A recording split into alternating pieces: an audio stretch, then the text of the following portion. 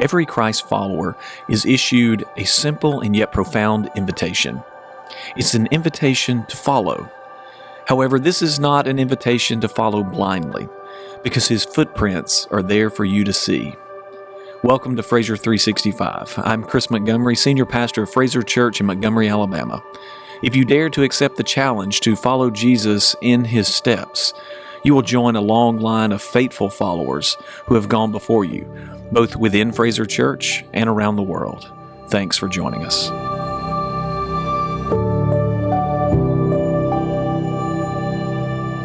Welcome to day 19 of In His Steps.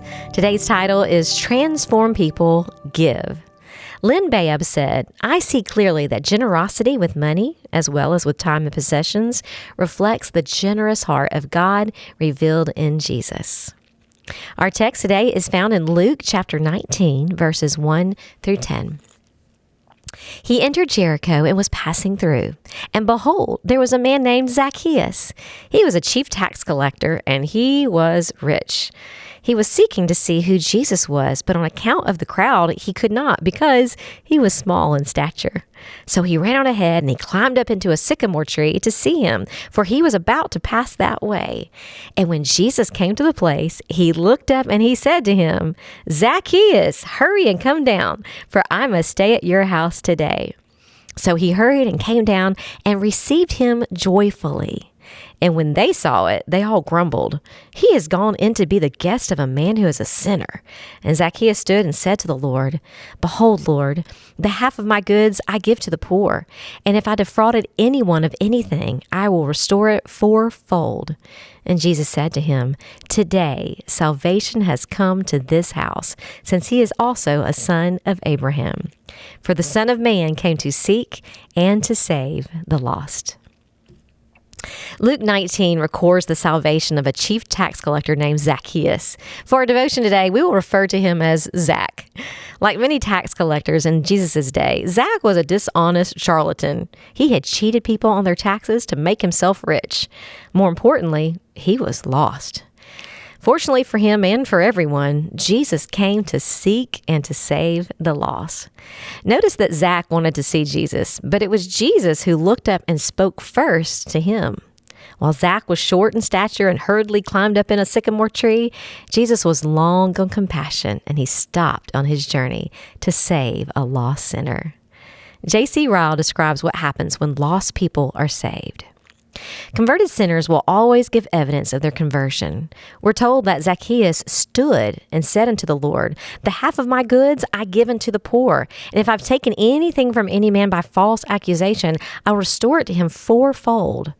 There was reality in that speech.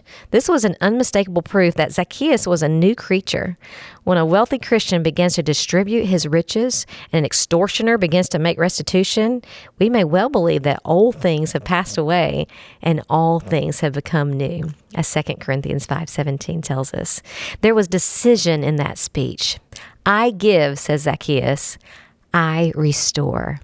He does not speak of future intentions. He does not say, "I will," but "I do." Freely pardoned and raised from death to life, Zacchaeus felt that he could not begin too soon to show who he was and whom he served. He that desires to give proof that he is a believer should walk in the steps of Zacchaeus. Like him, let him thoroughly renounce the sins which have formerly most easily beset him. Like him, let him follow the Christian graces which he has formerly most habitually neglected. In any case, a believer should so live that all may know that he's a believer. Faith does not purify the heart and life, is not faith at all. Grace that cannot be seen like light and tasted like salt is not grace, but hypocrisy. Everything changed when Zach met Jesus. God transformed his life, which radically altered his ways. The man who once defrauded became completely honest. The one who once took from people now gave back fourfold what he had stolen. One lesson learned from Zach is that, like Jesus, transform people, give. Here's some questions to think about today. How significant is it that Zacchaeus desires to see Jesus and Jesus seeks to save the lost? In what ways has God sought you? In what ways has God radically transformed your life?